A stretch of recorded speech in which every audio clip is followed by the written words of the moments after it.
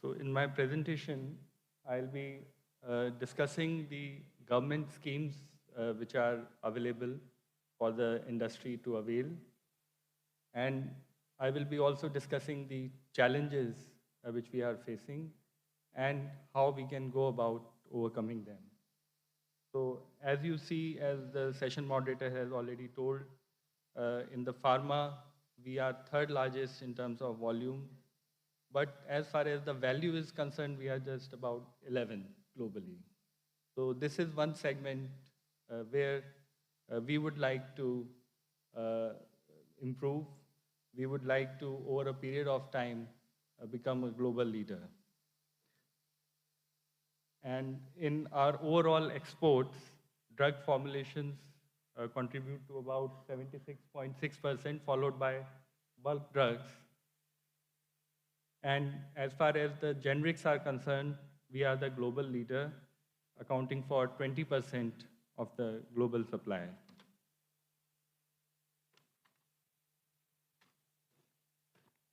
So as far as the potential is concerned, in terms of innovation, in terms of innovator drugs, complex generics, in terms of new technology, cell and gene therapy, and with regard to the bulk drugs, uh, de-risking the supply chain, we saw during the COVID times how there was a critical vacuum and uh, as far as the APIs, key starting materials and all are concerned.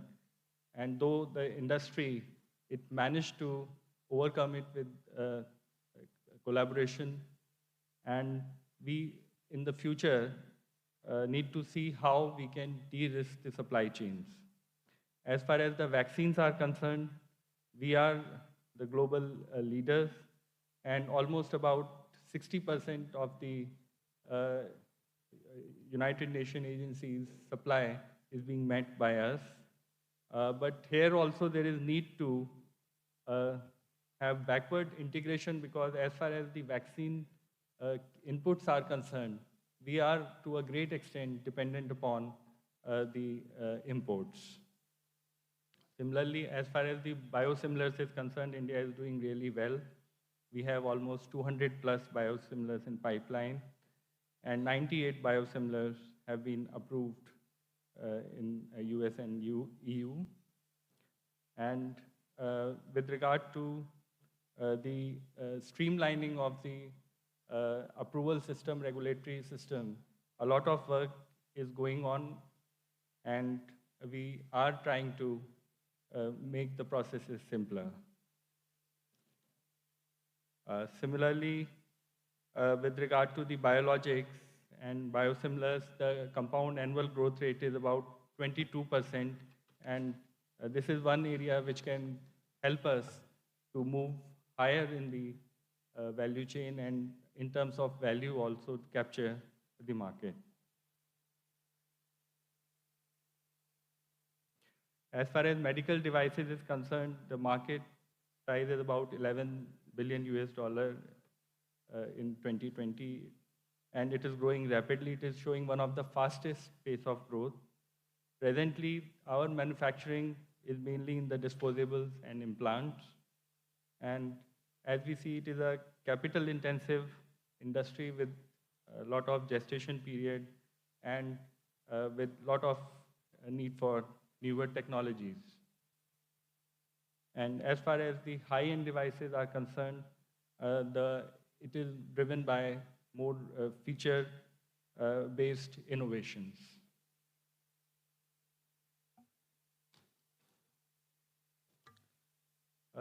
India is the fourth largest market in Asia after Japan, China, and South Korea, and amongst the top 20 globally.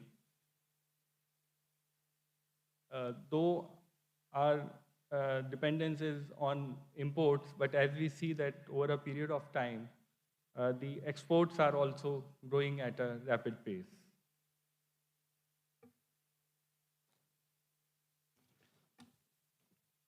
The challenges in the medical device sector is about having the adequate infrastructure, domestic supply chain logistics, high cost of finance, inadequate availability of quality power, limited design capabilities, low focus on R&D, and import dependency. And with our schemes, we seek to overcome these challenges.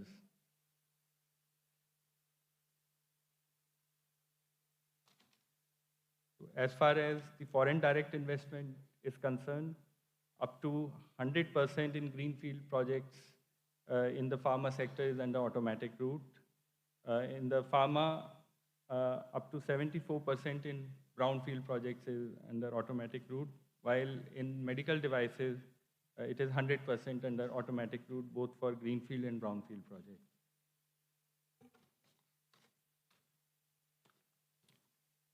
For the APIs and pharmaceuticals, we have two production-linked incentive schemes of the Government of India, with total financial incentives worth about 21,940 crore.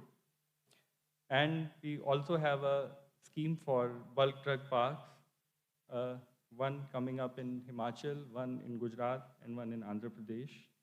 Apart from that, we also provide financial assistance to pharma clusters for creation of common facilities. For the medical devices, we have production-linked incentive scheme with outlay of 3,420 crores. And we have 4 medical devices park coming up in Himachal, Uttar Pradesh, Madhya Pradesh, and Tamil Nadu. We also have come up with a national medical devices policy, which comprehensively addresses different aspects of the sector, starting from the regulatory streamlining to awareness creation to quality and other aspects. Also, the department has recently come up with a scheme for promotion of research and innovation in pharma and medtech, which aims at strengthening our research institutions, the National Institution for Pharmaceutical Education and Research, and other institutions, and promote industry-academia linkages.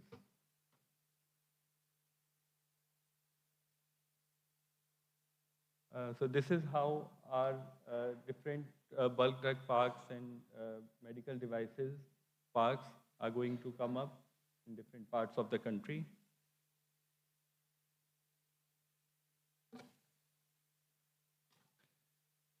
For the bulk drug park, there are 3 approved projects presently, and the assistance up to rupees 1,000 crore is being provided.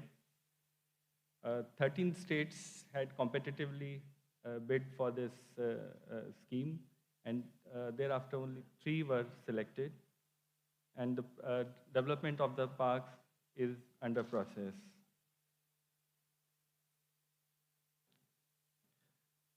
Medical devices park, we are having 4 medical devices parks which are coming up in Uttar Pradesh, Himachal Pradesh, Madhya Pradesh, and Tamil Nadu, and 100 crore assistance for common infrastructure facility projects is being provided.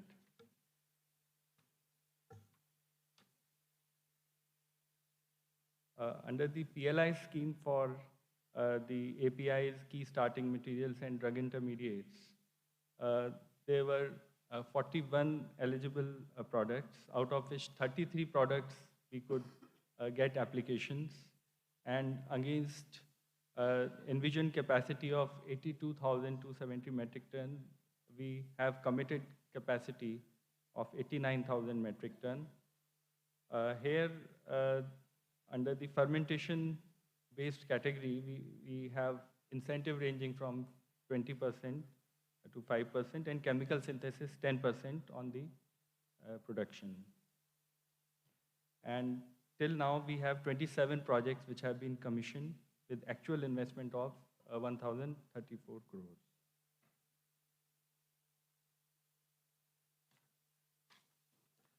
Under the PLI scheme for medical devices, we have 2 categories.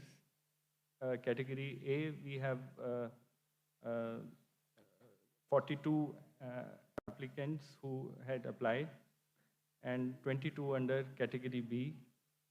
They have different criteria for the sales threshold, 60 crores for the initial year in category A and 20 crores for category B. And we have 16 projects which have been commissioned and 30 products are being presently manufactured with an actual investment of 835 crores. The incentive under this scheme is 5% on the sales.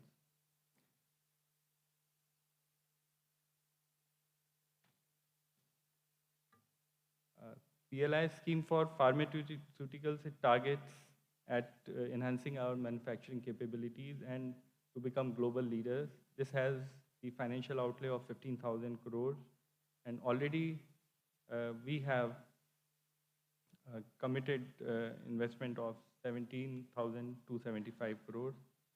And under this, there are three categories which target as the high value pharmaceuticals, ranging from biopharmaceuticals, complex generic drugs in category 1, to APIs and key starting materials which are not covered under the other PLI scheme, and under category 3, autoimmune drugs, cardiovascular drugs, and so on.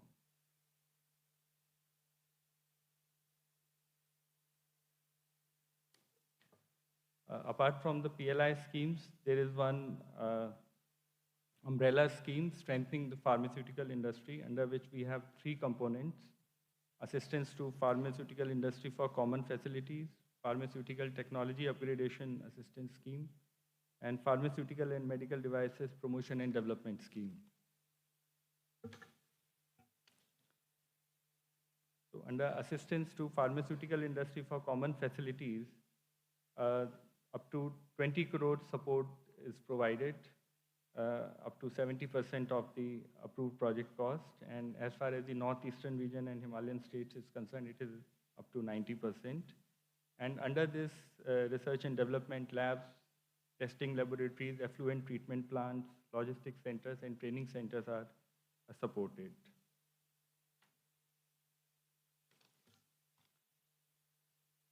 The technology upgradation scheme, it aims at strengthening the quality of the industry. And under this loan, up to 10 crores is being provided, and it is targeted at the micro, small, and medium enterprises.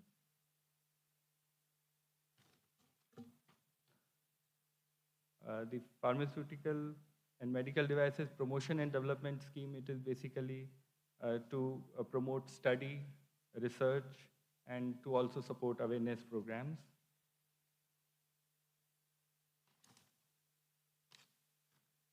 And lastly, we have this assistance to medical device cluster scheme. This is a new scheme, and this is just about to start. Under this, we are strengthening medical device clusters, and also we are providing support to strengthening testing laboratories. As far as common facilities in clusters is concerned, we seek to support about 12 such facilities with maximum support of 20 crore for each facility. And for the testing labs, 12 such labs with 5 crore support. Thank you. And I would like to add that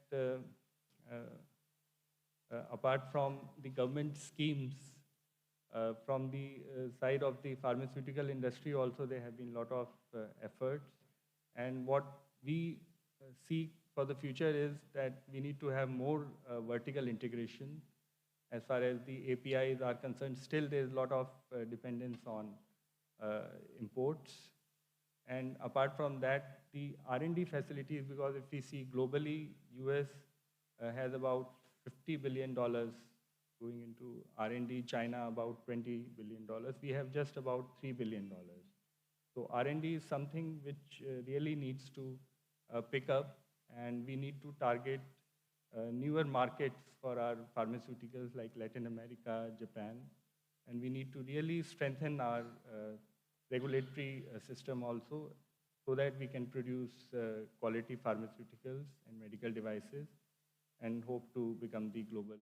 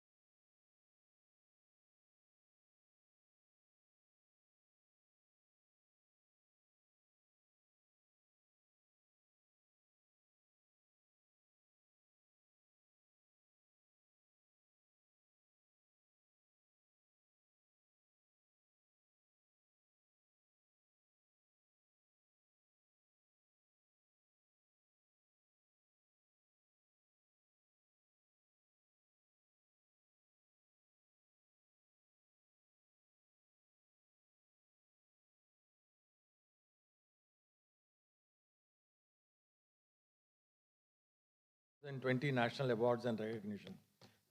Dr. Virenchi, take it away. Thank you, Sunil Bhai. Respected Shri Kailas Nathan ji, Sara, Dr. R.P. Singh, Sudhir Bhai, Vivek Bhai, Dr. Koshia, Dr. Ravikant Sharma, and dear friends. By this time, you must have realized that there is something missing in the word pharmaceuticals. And I think you all know that U is missing there.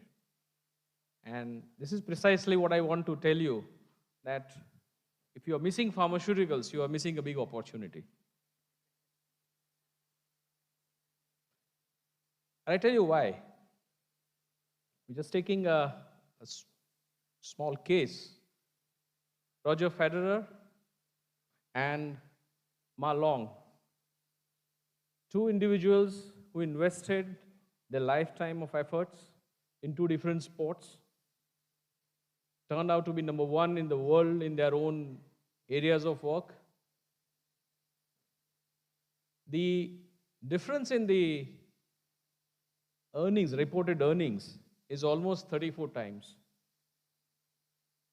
I think it is very important where you invest your time and money. Even the number 10 in lawn tennis has a reported income of 4 times number 1 in table tennis. Of course, there are a lot of entrepreneurs in this room, so I don't have to stress more on this. But honestly, if you're missing pharmaceuticals, you're missing a big opportunity.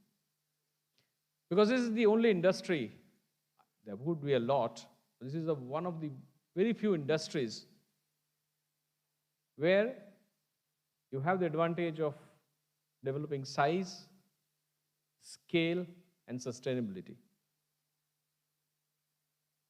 We all know what is scalable is saleable in the modern world. And therefore, just in about 10-15 minutes, I'll try to browse you through some of the things that I believe are going to be very big opportunity for all of us, and why India is the right place to be in, and why Gujarat is going to be the center of all the activities that we will be doing.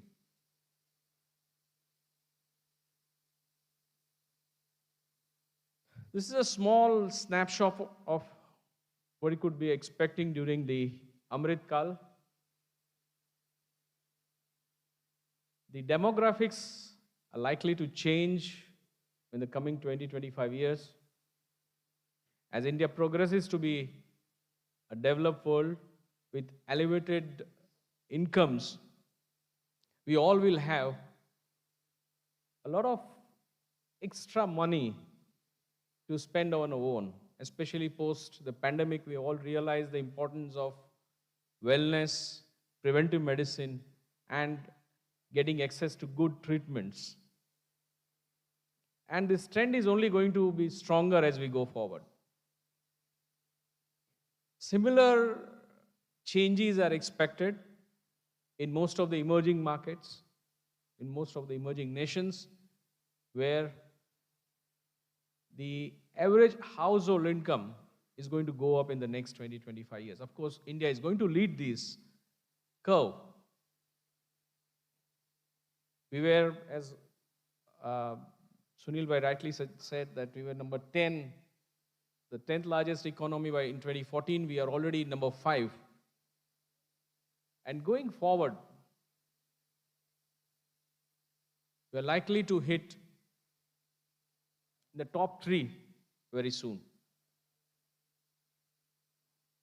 And this growth, as most of the trends suggest, is also going to be captured by the Indian pharma. It took us 75 years to reach 50 billion. In fact, the first billion we covered was in 1986. It took us a long time to reach our first 50. But as the trend suggests, as most of the experts suggest, the next 25 years are going to bring 10 times more opportunity than we have today. And this is a staggering number. This is the opportunity that nobody can avoid. So where is it likely to come? This last week I was meeting Dr. V.K. Paul. We were actually expecting Dr. Paul today, but he has not been able to join us. And he put this very important point to me. The VDT, the government is focusing on vaccine, diagnostics, and treatments or therapeutics. And this is very important because we all anticipate a probability of some or the other way where the virus may become active in the near future. We hope it doesn't, but as a nation, we have to be ready. And the message he tried to give me, Dr. Paul tried to give me, was India is doing considerably well in vaccines. We are trying to keep some candidates ready. So God forbid if there is a next wave, we have some form of candidates ready that could be then tested to the new variant and could be deployed for public health. Diagnostic is another industry that did well. When COVID started, we hardly had any diagnostic kit available for identifying it. Now we have several. Treatment is something we really have to work hard on because all the treatment that happened during COVID were empirical treatments. In fact, as far as I know, when there was the initial meeting with the Honorable Prime Minister, most of the people in the meeting suggested that we would be able to come out with treatments. And we actually came out with COVID, with a vaccine. So how do we invest in identifying potential candidates that would help addressing this gap? Off-patented drugs continue to be another very big opportunity. This September, we had the opportunity along with Sarah to meet Dr. Robert Califf, the Commissioner, US FDA. And we had a long deliberations on how India and US can collaborate. And we made a very passionate speech and had a very good discussion. And at the end of the discussion, Robert Califf just asked us, would you continue to offer good quality, affordable generics to us? I think that's the most important part of your story. I think the off-patented drug, the branded generics or the commodity generics, as we know, are still going to be very important going forward. And while most of us believe that the wave is going towards biologics, there have been certain developments that have suggested that the synthetic drugs will also continue to play a very important role. You must have heard of certain anti-diabetics that are recently launched in the US. And they are doing very well.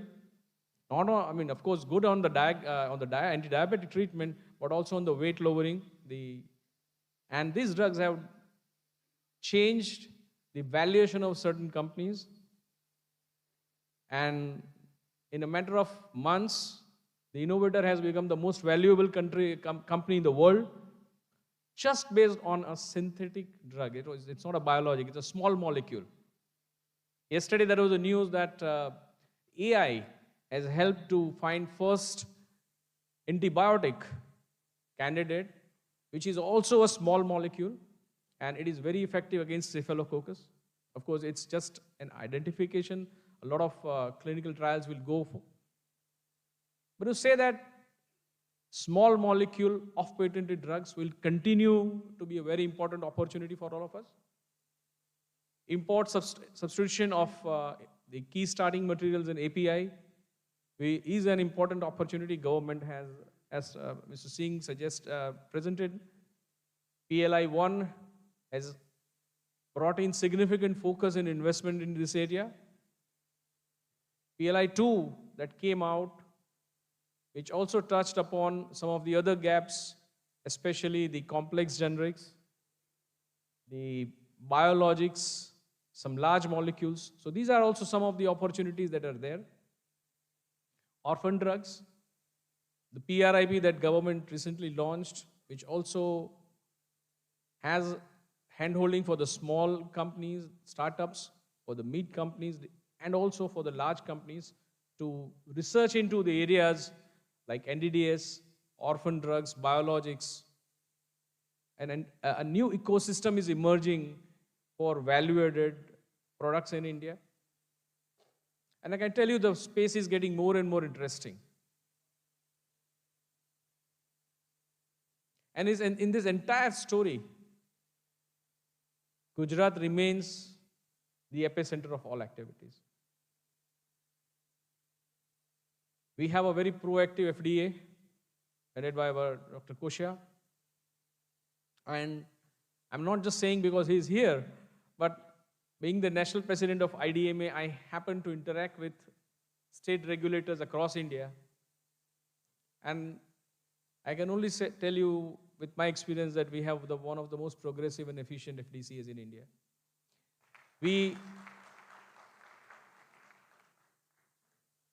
Gujarat is the birthplace of this industry. Since Alembic started in 1906, we have the legacy advantage because this industry has been here for over 110 years.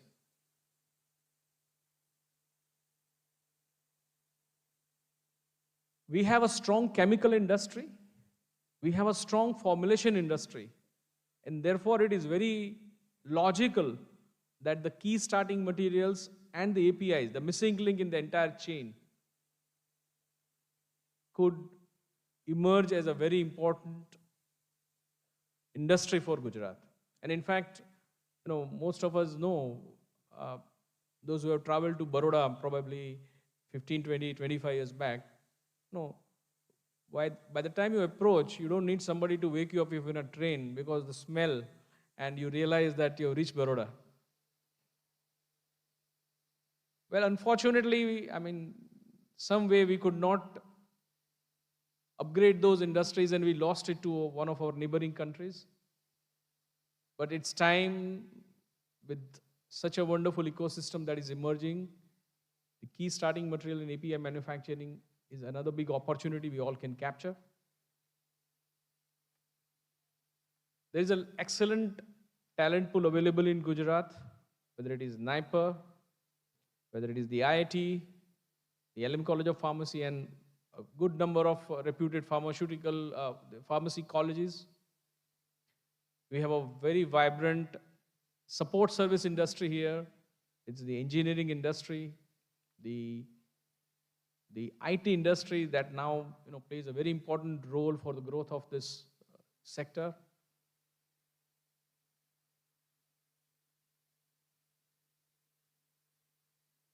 And this all leads to an ecosystem that is going to be very important and very conducive to growth.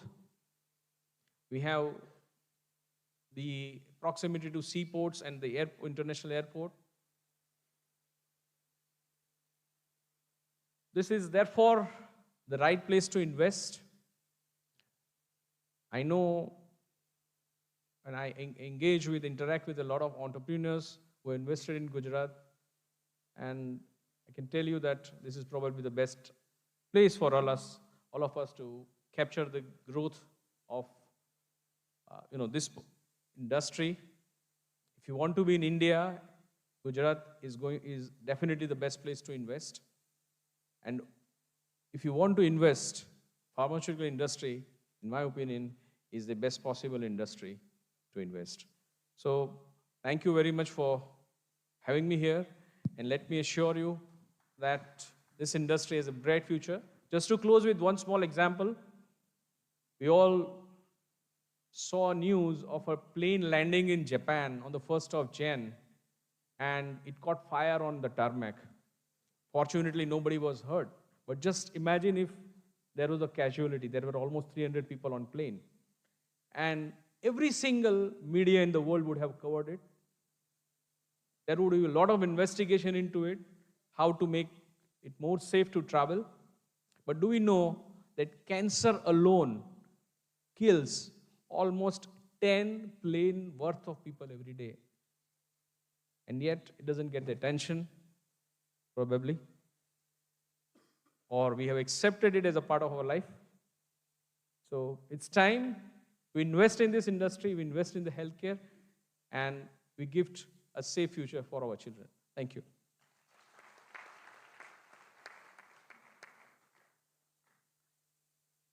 Thank you, Virenchi Bhai. Again, covering the entire pharmaceutical sector and scope. Thank you, sir. Next speaker we have is Dr. Sarah McMillan. Dr. McMillan's FDA career has spent over 20 years working as a chemist, tissue residue specialist, consumer safety officer, and a leader. With a PhD in inorganic chemistry, her professional experience includes analytical method development and testing for multiple FDA-regulated commodities, establishment inspections, import operations and policy, and foreign office services. The last 9 years of her experience has focused on international arenas, including import operations and foreign office services. Please.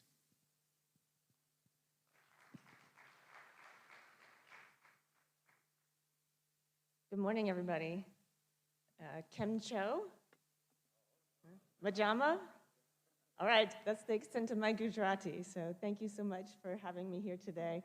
I would like to acknowledge our moderator for our session, my esteemed colleagues on the dais, the government of Gujarat officials, Dr. Kosha, for having me here today. It's truly a pleasure to be here. As mentioned, my name is Dr. Sarah McMillan. I'm the director of the FDA's India office, and it's an honor to be here to be part of this landmark event. While I note that my talk is focused on pharma, I do want to note that quality is the foundation of any business. And so when we talk about some of the concepts that we'll have today with regards to pharmaceuticals, that can be translated into many other areas, including medical technology. I would also like to acknowledge our CDSCO colleague that's here with us today. It's always a pleasure to see you, so thank you for joining us as well. So today's agenda, we know, is set to discuss an array of topics that are of great interest to Gujarat and to India. But these topics are also deeply important to the US. In fact, FDA-regulated products are manufactured or processed at nearly 300,000 facilities, and over half of these are located outside the United States. Considering this, FDA has a huge responsibility for protecting public health by ensuring the safety and quality of medical products and other regulated goods imported to the US. One of the ways we fulfill this mission to ensure pharmaceutical quality, and we do this through various mechanisms such as inspections. I like to have a little bit of interaction with the audience, so by a raise of hand, has anybody here had an FDA audit? All right, great. You've seen us in your facilities, so that's great. How many here know that we have guidances for industry that are available on the web? We also have capacity building for regulatory counterparts in industry. But we can't do it alone. We need a partnership. We need to be able to work together with industry to collectively achieve our shared goal of safe, high quality, and effective medical products. In this brief presentation, I'll walk you through the importance of India to the US pharmaceutical supply chain and why we have an in-country presence.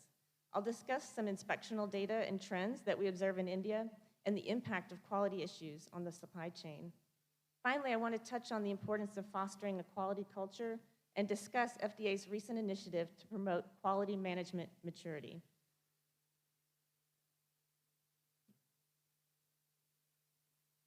There we go, right direction. So let's have a quick look at FDA. FDA protects the public health by assuring safety, effectiveness, and security of medical products. Did you also know that we're responsible for the nation's food supply, cosmetics, dietary supplements, products that give off electronic radiation, and tobacco products?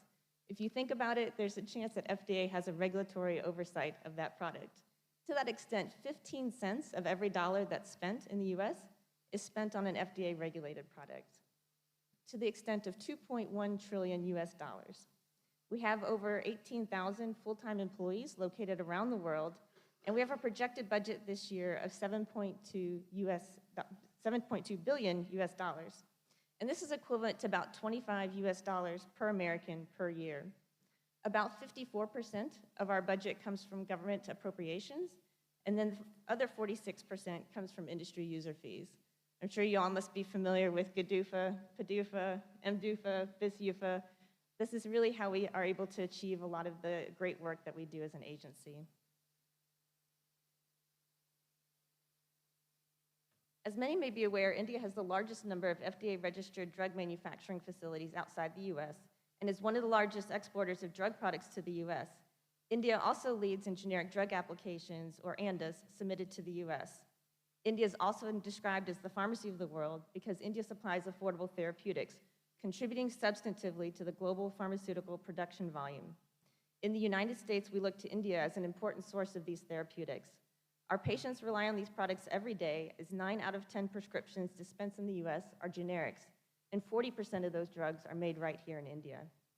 With regards to pharmaceuticals, Gujarat is one of the Indian states with the largest number of FDA-registered drug manufacturing facilities, exporting pharmaceuticals to the US. To that extent, we appreciate our longstanding partnership with Gujarat FDCA. As India is one of the leading nations exporting medical products and foods to the US, we established an in-country presence in 2008. We just celebrated our 15th anniversary this past year, and we serve as the lead presence for FDA in country. And our mission is to help ensure the safety, quality, and effectiveness of medical products and food produced in India intended for export to the US. Our office has policy and inspectional staff across pharmaceutical, clinical trial, and food commodities, along with administrative staff and leadership. And you can see from this slide that some of our goals include developing a deeper knowledge about India's regulatory environment, understanding the national and state regulators, identifying and analyzing emerging issues and trends that impact our regulatory decisions about products entering the US market, increasing awareness of FDA legal requirements, and of course, conducting inspections of FDA-regulated products intended for the US. The CEDAR site catalog is the curated inventory of registered manufacturing sites vetted by FDA as legally manufacturing human drugs for the US market. As you can see on this slide, the fiscal year 2022 site catalog included over 4,800 drug manufacturing sites. As you can see, India has the highest number of manufacturing sites outside the US. We use these site locations and their trends to allocate resources, plan surveillance, and outreach activities. After looking at the geographical distribution of manufacturing sites, let's look at some global compliance trends. We use an internally calculated site inspection score on a scale of 1 to 10 of a site's compliance to CGMP regulations based off of classifications of drug quality inspections. This score is used for comparison purposes to look for trends and target resources. As referenced earlier, compliance with CGMPs provides assurance that the drug product consistently meets the intended specifications. In short, a higher inspection score represents better compliance with respect to CGMPs. For fiscal years 2018 to 2022, the average score for sites in US and Europe were statistically higher than the global average, indicating better compliance to CGMPs. And fresh off the press, we have some new numbers to share. These are some totals of inspections over the past few years.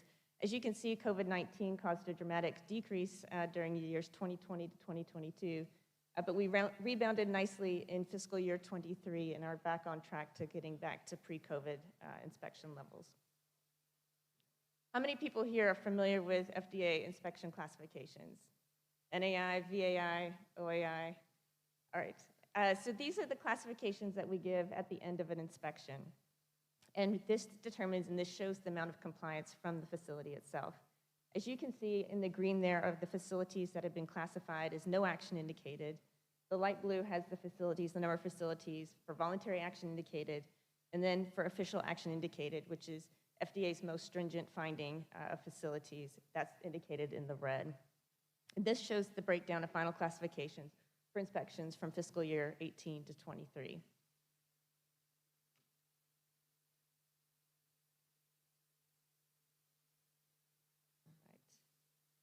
How many people here know what a Form FDA 483 is? All right, a few of us.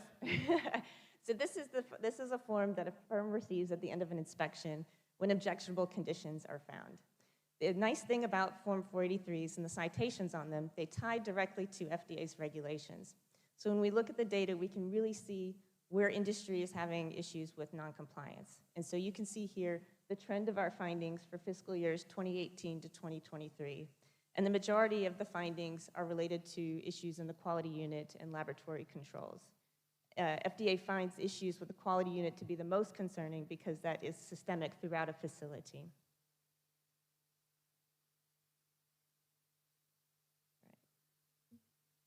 So switching over to shortages, and you might ask yourself, how does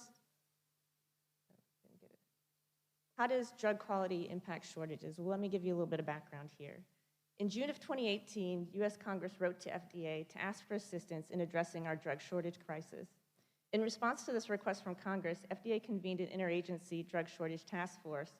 The task force commissioned a team of FDA economists and other scientists to analyze drugs that went into shortage with a view to understanding the forces that were driving them. This team examined a sample of 163 drugs that first went into shortage between 2013 and 2017. They found that of the 163 drugs in shortage, 62% went into shortage after supply disruptions that were associated with manufacturing or product quality problems. Another 18% went into shortage for unknown reasons, and much smaller percentages were associated with unanticipated increases in demand, natural disasters, or product discontinuations. As you can see, manufacturing quality issues remain a key factor contributing to drug shortages in the US. The task force identified that economic forces are driving forces behind drug shortages, and one of the root causes is that the market does not recognize and reward manufacturers for mature quality management systems. We all know that manufacturers must meet regulatory requirements for adherence to CGMPs. These set a minimum threshold which companies must achieve in order to be allowed to supply the US marketplace.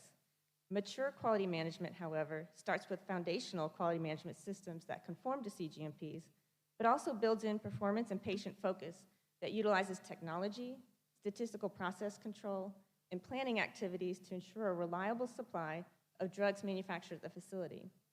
Currently, purchasers only have limited information that can be used to assess the state of quality management of any specific facility and have little information linking the drug products they buy with the facilities where they are manufactured. The lack of information does not enable the market to reward drug manufacturers with price premiums for mature quality management, nor does it penalize manufacturers that fail to invest in modernization of manufacturing equipment and facilities to ensure a reliable supply.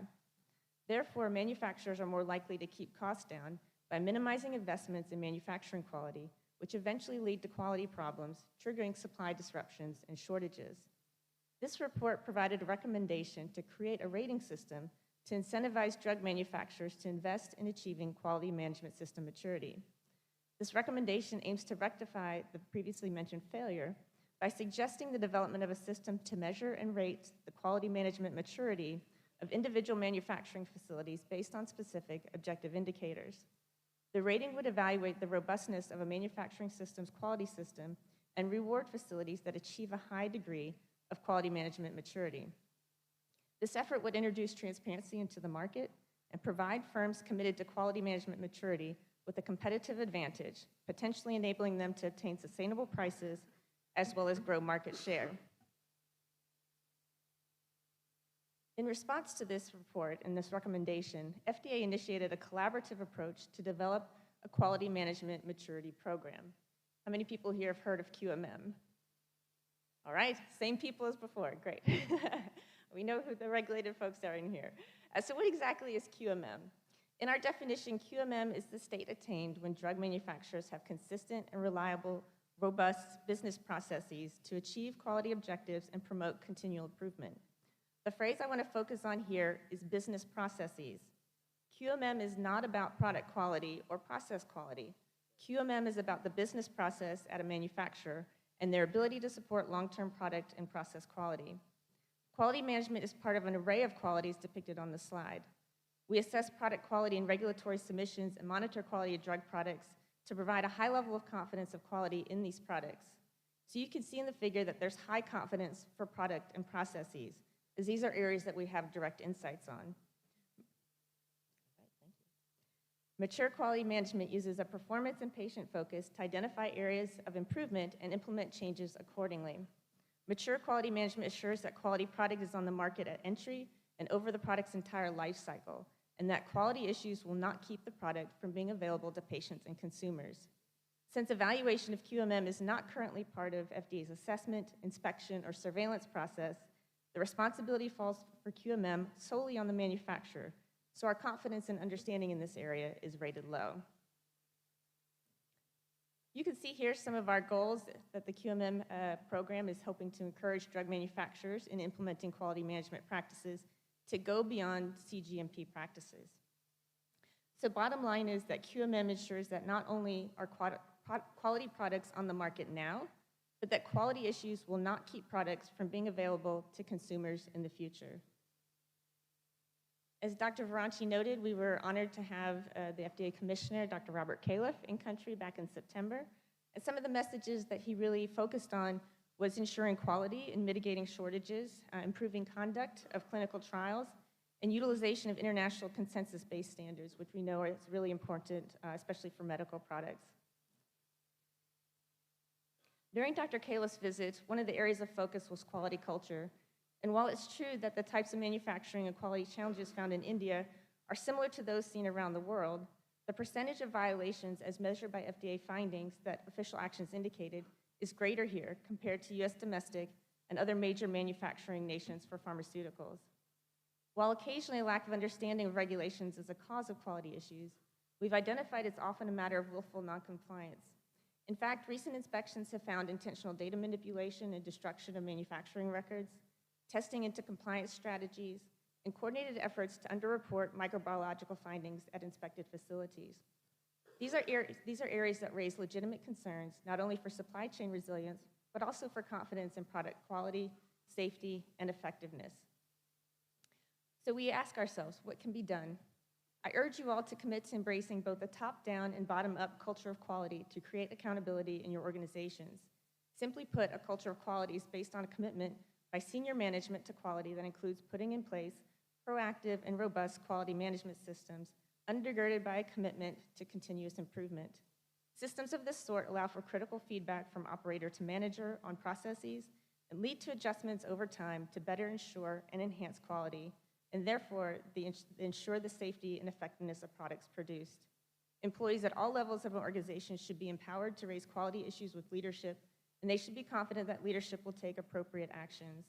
Such mature quality management practices support a more reliable drug supply chain by reducing the occurrence of quality-related failures and improving the ability of establishments to maintain performance during expected and unexpected supply chain disruptions. I do want to just also focus that I want to stress switching from a reactive mode to a proactive mode so that you can improve existing practices, identify problems, and continuously remediate them without waiting for FDA or another regulator to walk into a facility. Commitment to quality assurance creates the needed conditions for a dependable supply for patients. With that, I'd like to conclude that we really need to work together, committing to improve access to safe, effective, high-quality treatments as patients, consumers, and global public health depends on us. Thank you for the opportunity to be here today. I look forward to listening to these esteemed speakers and wish you all a very good learning opportunity and interaction for the event. Thank you. Thank you, Sarah. Again, an extremely comprehensive presentation of not only what is happening, but also a glimpse of what are the awareness programs and the new initiatives of the FDA to bring them for the benefit of working together closely. Thank you. Next, I would like to invite Mr. Sudhir Vaid, Chairman and Managing Director, Concord Biotech Limited. A biotechnologist by qualification, Mr. Vaid is a technocrat turned entrepreneur with around 48 years of experience in the development of biopharmaceutical products, production management, marketing, and strategic planning with keen interest and focus on biotechnology greenfield projects. During his long career, Mr. Vaid worked with many Indian and multinational companies as a consultant for biotechnology products. He started Concord Biotech at Dholka, Gujarat in the year May 2000 as his chairman and managing director and has transformed this chemical facility to the first US FDA approved biotechnology facility of Gujarat. Dr. Vaid, please.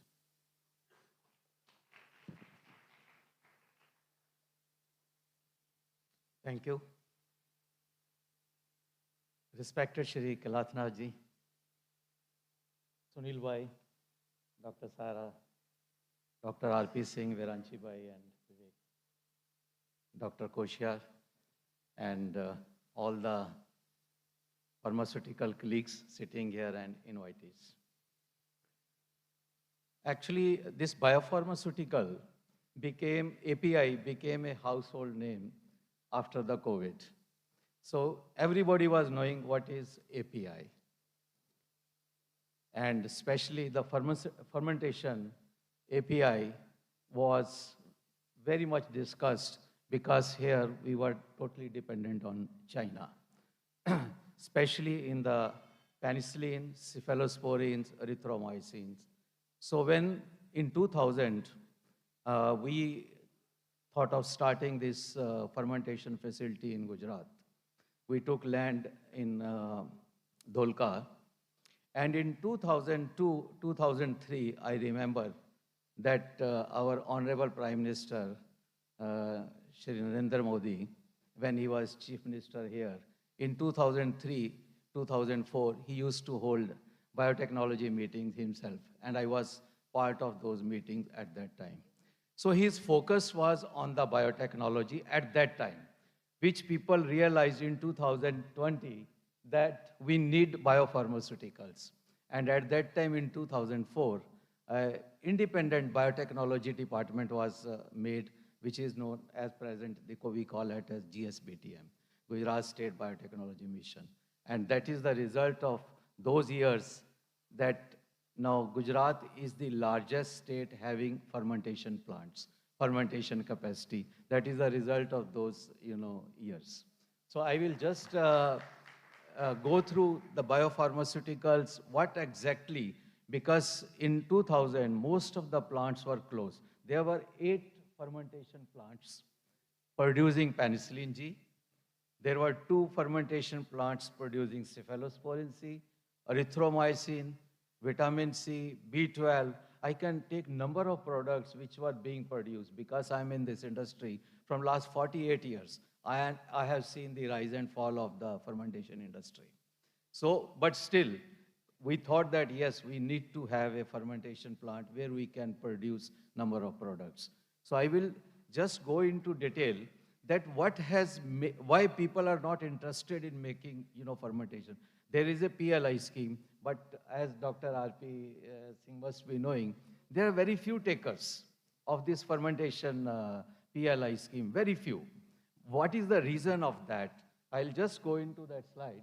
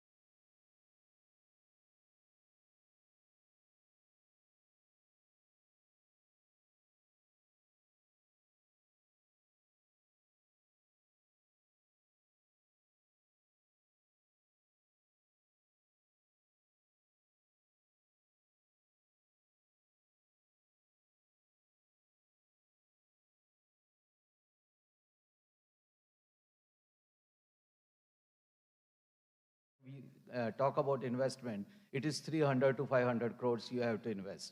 Then the gestation period for that is minimum 3 years because to put up that facility, you need 3 years approximately. Then to get approvals and FDA approval, then filing your drug master file or COS, you need 1.5 year. So 5 years, your investment will start giving results after 5 years. So this is the major barriers for entering. Second, high quality of power. I can say very proudly that in Gujarat, we have got one of the best quality of power. It is very easy to get 66 kV power station line from the power because the power is not that important. The quality of power is very important. If there is a power failure, you lose the whole batch. So this means you need a uninterrupted power supply. So all these things are available in Gujarat. This is, I'm just giving a slide that from fermentation, what you can do. If you see, you can make number of products, and under PLI scheme, antibiotics, clavulanic acid, and vitamins, these are the products, and steroids. So these are the products which has come in the first PLI scheme. If you see the penicillin, cephalosporin C, they are single, manufacturing facility product. If you are producing penicillin in a plant, you cannot produce anything else. I am sure FDA will not allow you to do that. So even in cephalosporins, steroids, once you have started producing penicillin or cephalosporin or steroids or oncology products, you are not supposed to produce anything else except those products. So how China attacks these companies? It's a direct attack. I will give you an example. In penicillin, when there were 4 to 5 companies actively producing penicillin, they reduced from $11 the price of penicillin per book to $4 to $5. So there is no miracle which can do that, but they reduce because they are state-owned old companies. And they made one by one all the companies to close down. And suddenly they increased it to 9 to 10. And today there is no manufacturer. Whole world is dependent on China on penicillin. And what is the price? $26. This is what happening. So we have to be very careful. I think more than PLI, you have to understand how we can sustain our, once the production, people starts production under PLI scheme. What is the sustainability? That is very important for us. So I will go into that slide that you need to do something. The government has to do something for the sustainability of our fermentation industry. Otherwise, the same thing is going to happen because they are single product manufacturing companies under which the PLI scheme has been given. I have seen in steroids, people started making steroids. They were $65 a price. And when suddenly they came to know, the price has come to $35. Even one product I can say, we started making teicoplanin. We are not bothered about China, I can tell you. We compete very much with them. But some way, they are trying to target our Indian fermentation industry. We started producing teicoplanin, which is a life-saving drug, and we can produce the quantity for the global market.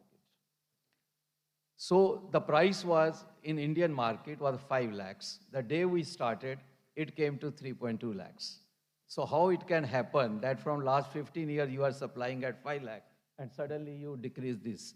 So this is what exactly is going on. I think somebody has to look into that if we really want that, how we can maintain our sustainability for the fermentation industry.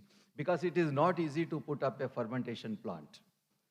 So I'll just show the dependency on China for 100%. Penicillin, cephalosporin, erythromycin, everybody knows. During COVID, erythromycin drug was the maximum used during COVID, and we were totally dependent on China. Although this erythromycin was produced by Alembic one time, our largest producers, Alembic and Gujarat Themis Biocin, they were producing erythromycin in large quantities. It totally stopped. Then clavulanic acid, which is a major drug. In augmentin, if you see amoxicillin and clavulanic acid, which is a wonder drug. But we don't have clavulanic acid, we are dependent. And even amoxicillin, we have to buy penicillin, and then we have to do that. See how they work actually. When penicillin production was there, they started giving, first they reduced the price, they started giving credit on penicillin. So people who were producing penicillin, they started giving credit on 6-APA. And penicillin price they increased. And 6-APA price, which is a derivative from penicillin, they reduced the price of 6-APA. So people thought, why I should produce penicillin? I will start working on 6-APA. So most of the people started, it was a buy or make decision. So people went into buy decision. So slowly everybody started, stop the production of penicillin. And they went for the 6-APA. Then suddenly they started giving credit and cheaper amoxicillin, and they stopped giving on 6-APA. So people started again make or buy, they went to amoxicillin. This is how strategically the penicillin was, stopped in India. And this is happening in all erythromycin base, azithromycin, roxithromycin. So everything, it is a very strategically it has been done. And if you see vitamin C, there were two plants. Sarabhai was producing vitamin C, Jant Vitamins was producing vitamin C. Those plants all gone. There is no plant exists now. So I can give number of examples which are not even in PLI scheme, but there are number of antibiotics which are there. You use clindamycin, tobramycin, bacitracin, number of antibiotics where we are 100% dependent on China.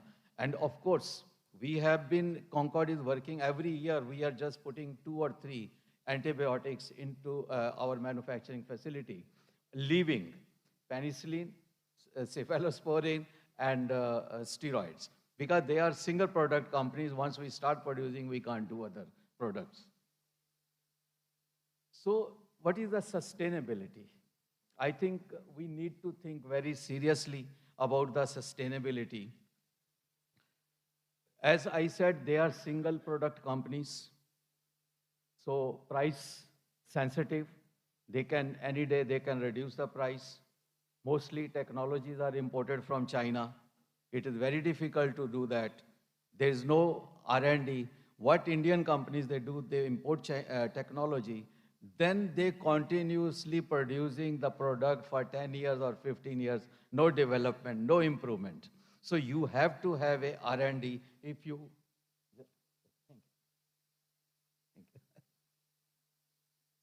and then price reduction 30 to 40% the day Indian company starts manufacturing, 30 to 40% reduction starts on the same day.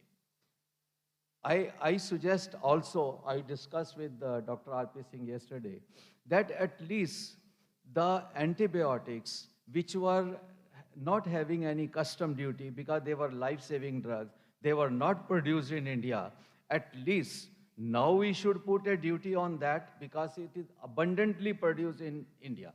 So we need to have a custom duty on these products if we want that our industry to be surviving, especially for the fermentation products, because that is the place where there is a major problem. Then if you see registration of Indian products in China, it takes 3 to 4 years if I have to register my product in. Because what we have done, we have also registered in fermentation products, which is first time in the history it has happened. We have registered 4 products, fermentation products, and we are selling in China, but it is very difficult. In India, if they have to register a product, they take 6 to 8 months in registering their products. Whereas Indian company needs 3 to 4 years. And that also, it is not easy. If it is produced in China, it will be very difficult to sell the product. So I think we have to also think there should be some barriers so that we can make our Indian industry to survive. Then APIs, I think this is a very sensitive topic, that how API, once it is our FDA rule, that if a molecule is formed, it cannot be imported under chemical name. So I think we have to follow strictly and see that this system does not work, that because the Chinese company which has no approval there, and they are not supposed to sell anywhere, we get under chemical name and then starts doing it. I think that needs to be stopped if we really want our industry to survive. So these are some of the things for the sustainability of our industry. We need to look into that.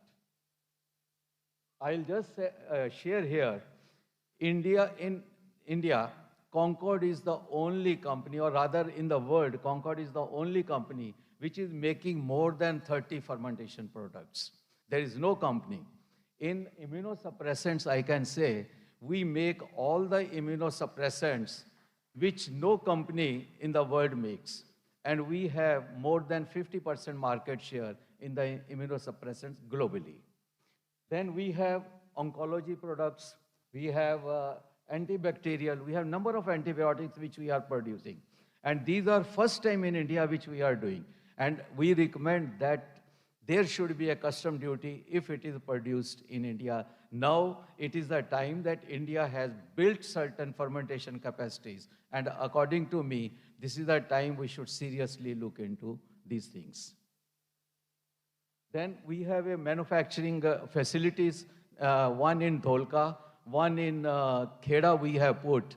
And here I will say that during COVID, we took actually 160 acres of land in Kheda, and our aim was to do it in 21. And during COVID, I will like to thank the local administration and political system here also, that we got so much help from them that during COVID time also, especially Kheda administration and from the Gandhinagar, we got special permission that if your workers don't come out, we'll allow you to do the construction. And we could complete this project in 21. And this is the largest fermentation plant, I can say globally, for such type of products. And I will also thanks FDA, Mr. Koshyari is sitting here, that they helped us in giving fast approval. Even environment, we got fast approval. And according to when we saw the shortage of tacrolimus in the US market, we requested US FDA, we got special, and they sent the people in 23, we got the approval in 23 from the US FDA for our, and it went very well with 0483. So thank you for helping us for this. So these are the products which we are, now we have a solid oral plant, and injectable plant is under construction. I think next month we will start the validation of this injectable. Now, I said if in fermentation you want to have a edge over China, you have to have your R&D. So if you see, we have strain improvement. Fermentation is the only industry that there can be a 1 + 1 can be 2, 1 + 1 can be 0, 1 + 1 can be 50. This is how chemistry works. In chemistry, 1 + 1 has to be 2. But here, if your strain, if like if China has got 10 grams strain, if you have 20 grams, you can beat them. So this is where same reactor can give you 10 kilos, same reactor can give you 100 kilos. So that is what I tell to the people who are into the fermentation industry, that if you really want to do fermentation, please see that your technologically you are strong. But some of the people say that they have a cold weather, that is why they are, I said no.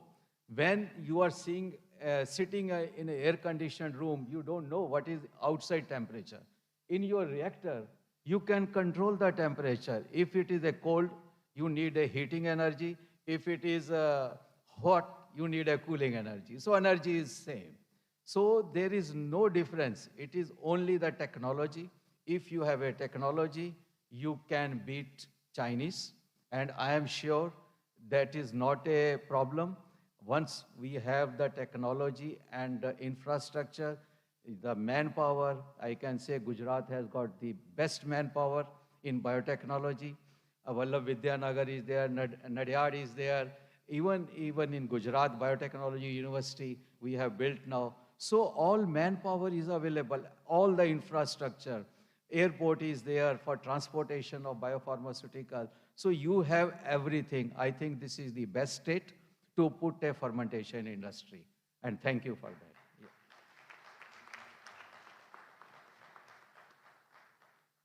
Thank you, Mr. Vaid.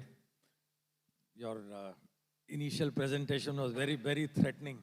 And I'm so glad that you ended with a positive note. It looked as if we were going to get wiped out once again. But thank you for drawing attention to the essential elements for a strategy that can help us to overcome this chasm that exists. Thank you, sir. The last speaker of the day is Mr. Vivek Shah, Chief Executive Officer for Merrill Group. He is from Vapi. Bringing over 25 years of extensive experience to the table, Mr. Shah has proven his leadership in managing large teams within the healthcare industry. Notably, a significant portion of his career has been dedicated to making impactful contributions at Merrill, where in the last 15 years he has led a number of critical initiatives across businesses.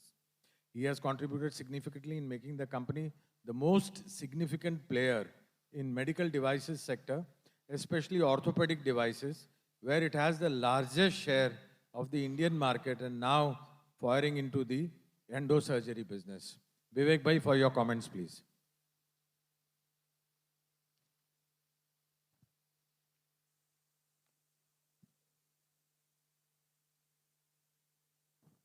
Thank you, Parekh sir, and very good morning to all the dignitaries, esteemed speakers, and the guests.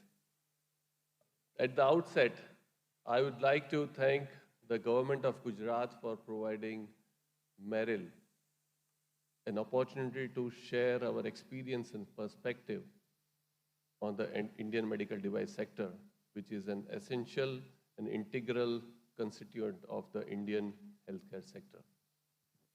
I would like to, give a brief on this in three different aspects. One is, what is the perspective of the Indian medical device sector? The second one is the kind of opportunities we foresee for Indian medical device industry. And the third one is, the critical success factors for the growth of the Indian medical device sector. So I will cover all these three parts in my presentation. The Indian medical device sector, I think quite a lot of data have been shared by almost all the speakers, but I would also like to emphasize on it and giving you certain further data on it, that the Indian medical device sector has been identified as a sunrise sector by the government of India. Right? So with relatively lower barriers to entry compared to other industries. The size of the Indian medical device market was valued at US $11 billion in year 2020. And the way it is growing, I think at a CAGR of about 15 to 16% year on year, this is going to touch close to USD 15 billion by year 2030. The export of medical device sector has been growing at a CAGR of close to 10%, 9.37 to be precise, over the last 5 years. And India is expected to export the medical devices will reach close to $10 billion by 2025. Gujarat, Maharashtra, Karnataka, Haryana, Andhra Pradesh, Telangana, and Tamil Nadu are manufacturing hubs for medical devices in India. Most of the Indian manufacturers of class A and B devices are micro, small, and medium enterprises, MSMEs, with an average turnover of about USD 450 to 500 million. Currently, India is the fourth largest medical device market in Asia after Japan, China, and South Korea. It is also among the top 20 markets globally.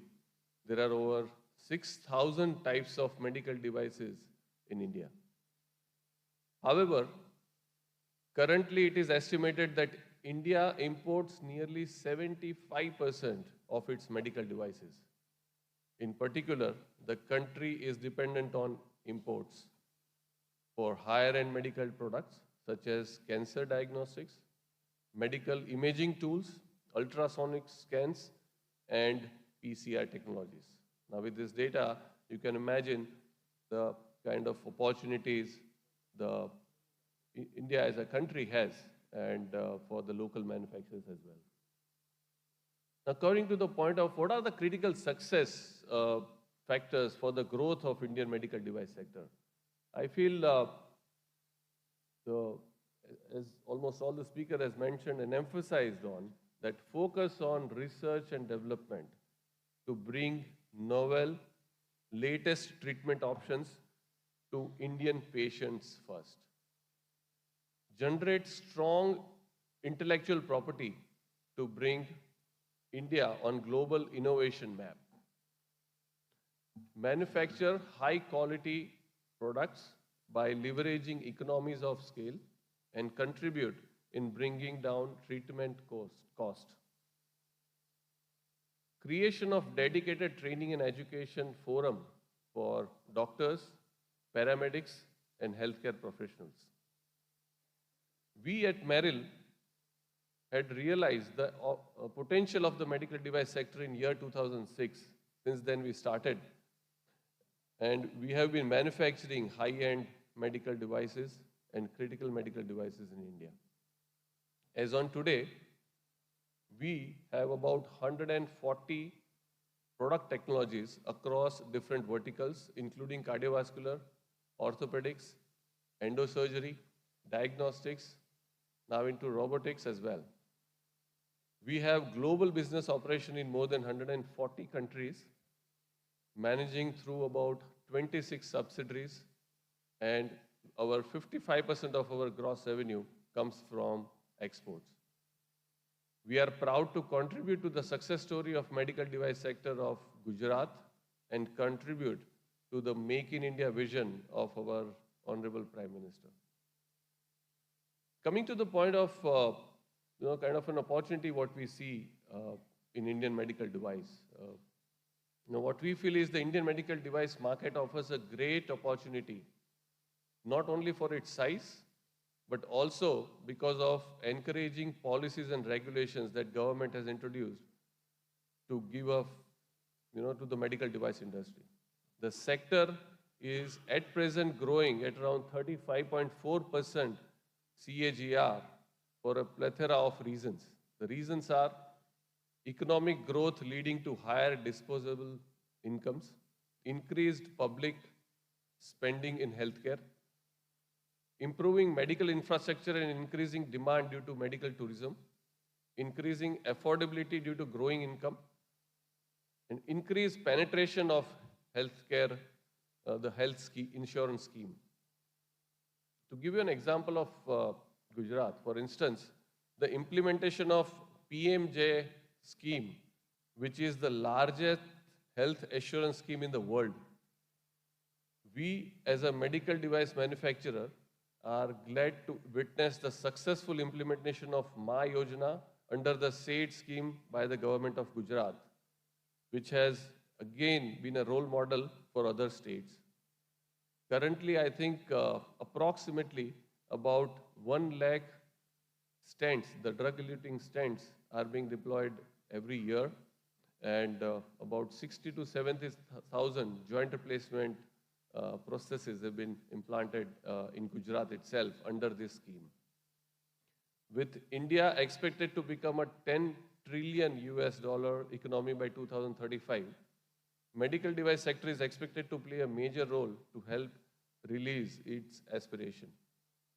We are thankful to the government of Gujarat and Department of Pharmaceuticals and the FDA as well for providing us with a dedicated medical device park at Nagalpur, Rajkot, which we are sure will play a pivotal role for the growth of Indian medical device sector. The medical device park is expected to reduce the manufacturing cost. It will be equipped with the necessary infrastructure. As an industry, we truly believe upcoming MedTech Park is poised to be a game changer in the healthcare landscape. This park will represent a concentrated hub of innovation and collaboration, bringing together manufacturers, researchers, and healthcare professionals under one umbrella.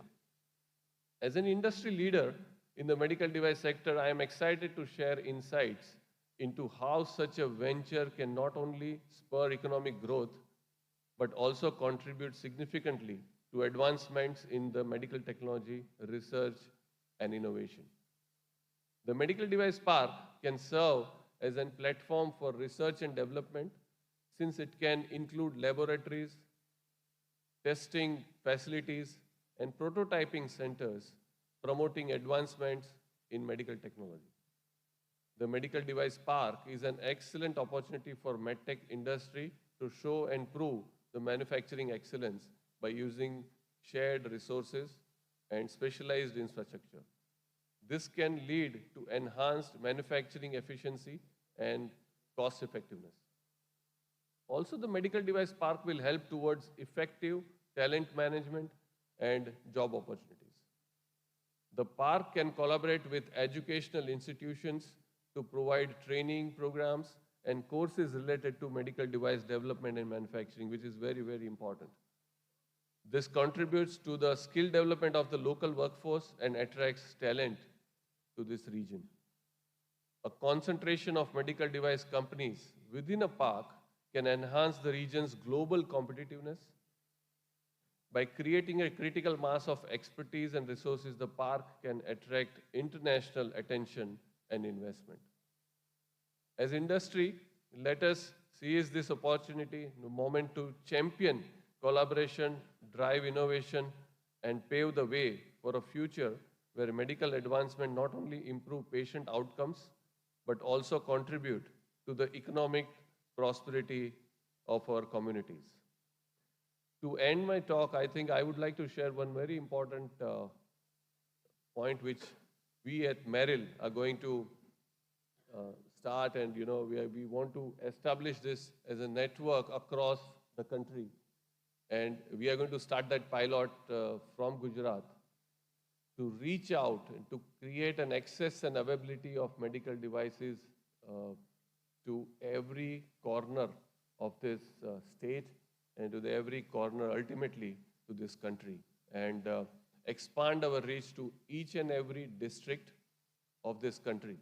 Today in India, we have 770 districts across the country, but at this point of time, the reach of medical devices, accessibility of the devices, and the availability of the devices to the healthcare professionals is very limited.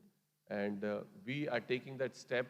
We are taking that as a lead, starting this role from Gujarat and then expanding it and scaling it to all the districts of this country. Thank you. Jai Hind.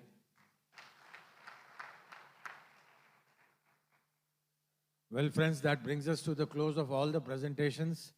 And we have, Mr. Koshia, do we have time for Q&A, or is it 1 o'clock and we should wind up now?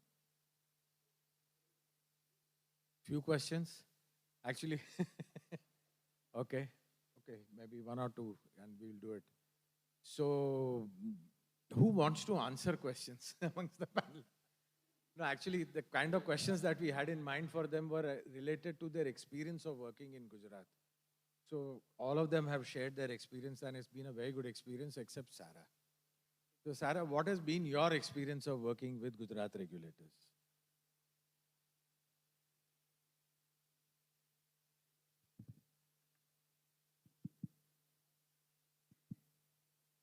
Well, I'm very proud to say we have quite a long, extensive history of engagement with the regulator, dating back to 2008 when our office opened. And Dr. Kosha has all of the pictures in his office of all of our engagements over the years. But it's been really great because, as most know here, there's a central act, but it's enforced at both the central and the state level. And so really we've focused engaging on the states that have a high impact of manufacturers that are making products for the US. And so we've done everything from having regulatory forums and sharing best practices, stations. We've done a lot of information sharing, and so it's an honor to be able to, and we recognize the importance of Gujarat, not only to India, but also to the US. Thank you. Maybe we'll take 2 short questions from the audience, if that is okay. Anybody has, yes, this gentleman who has raised his hand here first, and 1 more question after that, please. Can someone get a mic to him, please?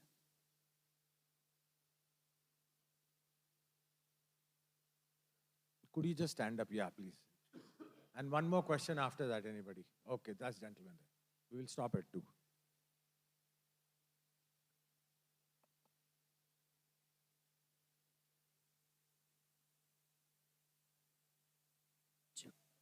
Please introduce your name and name of the company, please. Good afternoon, sir. I am Shardul Nautiyal, Bureau Head with Chronicle Pharma Biz. which is India's leading newspaper on pharma industry. So my question is about a generic question about the research-linked incentive scheme. So, Mic closer to yes, you, sir. yeah. So my question is about the research-linked incentive scheme. What are the industry interventions and the government interventions required in order to actually bring this scheme into reality, the research-linked incentive scheme, which Okay, is thank you. We'll take the next question then.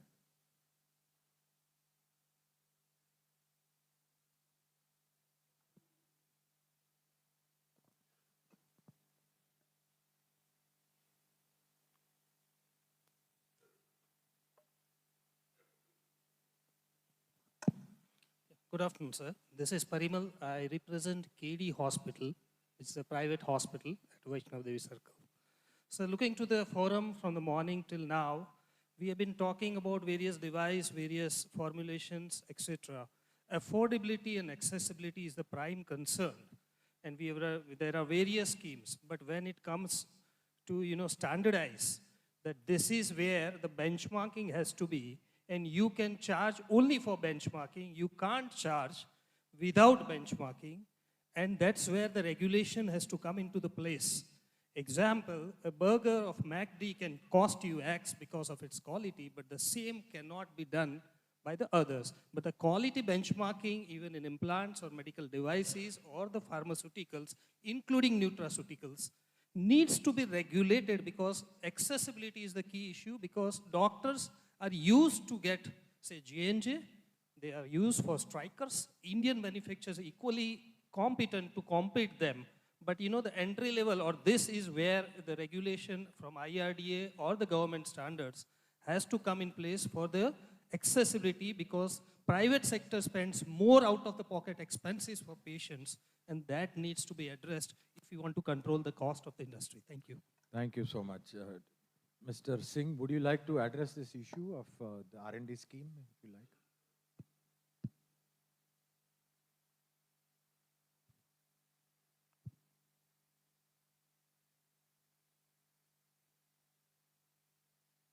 So in the R&D scheme, there are center of excellences for the priority areas, which are coming up in the different NIPERs, National Institutes of Pharmaceutical Education and Research.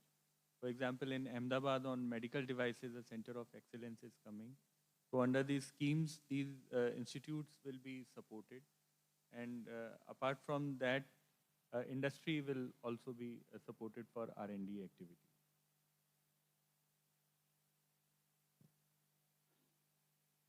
Thank you. Yeah, hello. Anybody wants to take this issue of price control?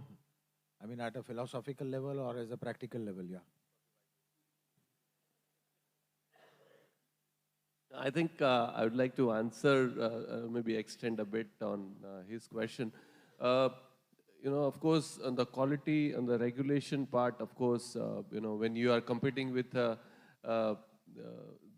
world's largest, medical device organizations, definitely India and India as a country, all the companies, whoever are thinking of coming for the medical devices, I think need to look at the best quality implants under the regulations. And of course, we at Merrill, most of our products are either US FDA approved or the CE approved.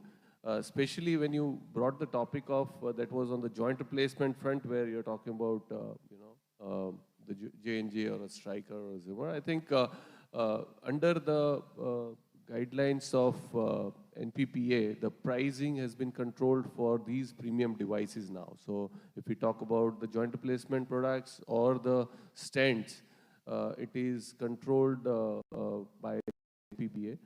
And I think everybody is at par in terms of the cost. And yeah, of course, the quality is as very important. As I mentioned, the R&D behind developing any product, and specifically when it comes to India, I think developing something specific for the Indian population is also being a very important factor to grow this market to a different level. Yeah. Thank you. From the standards point of view and its effect on cost, Sarah would also like to comment on your cost. No, thank you for that. And I think this is one of the aspects that is very nuanced and sometimes overlooked, but that regulatory standards can be an enabler of innovation and access.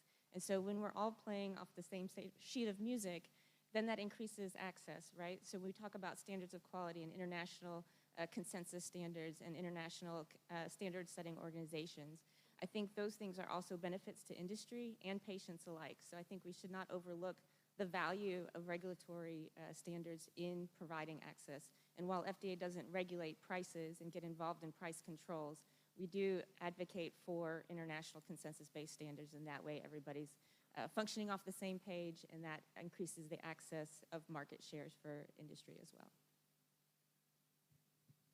And a final comment on your question about, price control versus markets. I think the government of India, the state government has always had a light touch on price control, except when there are obvious cases of massive abuses. And we have seen that happen also when there is a monopolistic situation, there is a quality situation, or the patient is at a disadvantage in terms of negotiating for his own health care.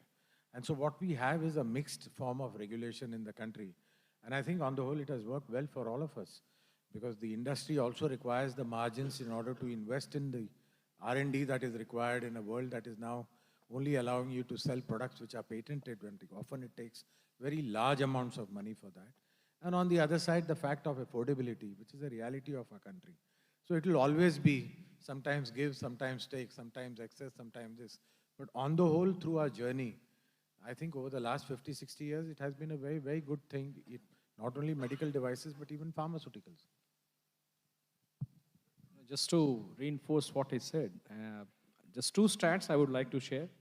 First, in a survey, the Indian medicines were found to be 62% cheaper than the global average. We are not talking as compared to the mature world, 62% cheaper on an average from the global average. Number two, and I would applaud, this is an applaud to the entire healthcare system in India, including the government who drives this, because we've all been focused on accessibility, availability, and affordability of drugs. And I'm speaking specifically with respect to the drugs.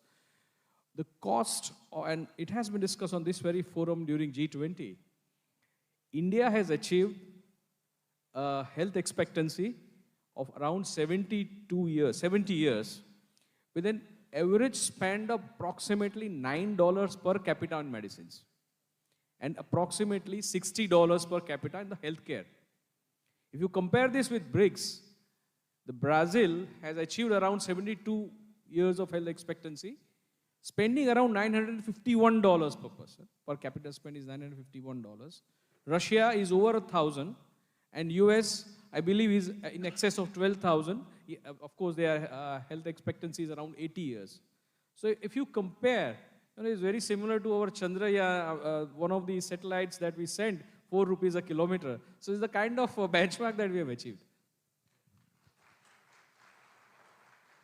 So with these friends, we bring this session to a close, and you want to thank everybody, or should I? You want to thank? Please continue. No, I whatever your protocol. We are all informal here, we know each other. So let me begin by thanking all the panelists here. Sarah, thank you for coming all the way. I know you were in the US and had to come back for this. Very grateful to you. Dr. Singh, you were in Delhi. Thank you for sharing your thoughts. And Vivek from Vapi, Sudhir Bhai Vaid, and Viranchi, who are always our pillars and foundations.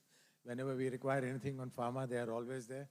And I think it's been an interesting session that has given us on several dimensions, light on several dimensions of competition, of quality, of the growth opportunities in not only pharmaceuticals, but also on medical care. So I think the purpose of this session was well served in my view, and I really wish you well, and thank you so much. Over to you. I request you to remain seated. We would formally like to give you a token of appreciation. So to do the honors, I request Dr. Raghavendra Dikshit, Additional Director, Medical Education, to felicitate Sri Ravindra Pratap Singh, Joint Secretary, Department of Pharmaceuticals, Government of India.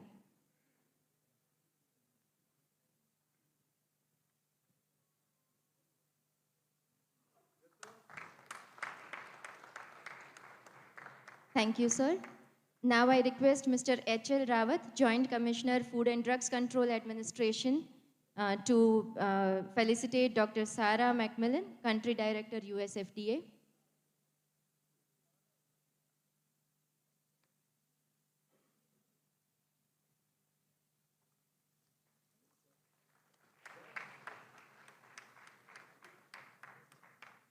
Thank you, sir. I now request Dr. Kamlesh Bhatt, Joint Commissioner, Food and Drugs Control Administration, to felicitate Dr. Viranchi Shah, National President, IDMA.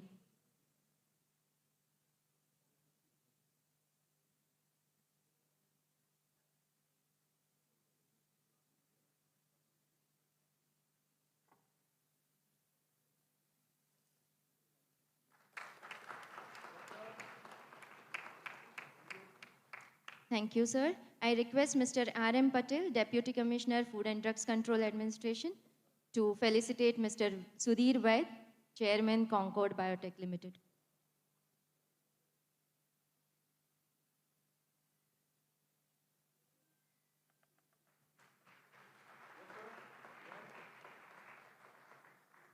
Thank you, sir. I now request Mr. Yogesh Darji, Deputy Commissioner, Food and Drugs Control Administration, to felicitate Mr. Vivek Shah, CEO, Merrill Life Sciences Private Limited.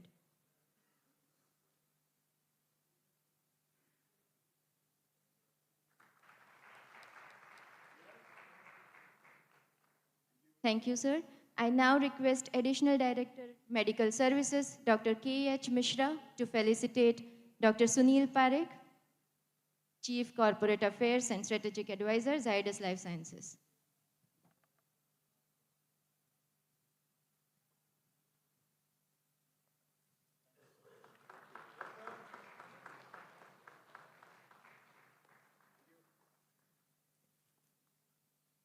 Thank you all. So, ladies and gentlemen, it is now time to refuel and recharge. We'll be taking a lunch break.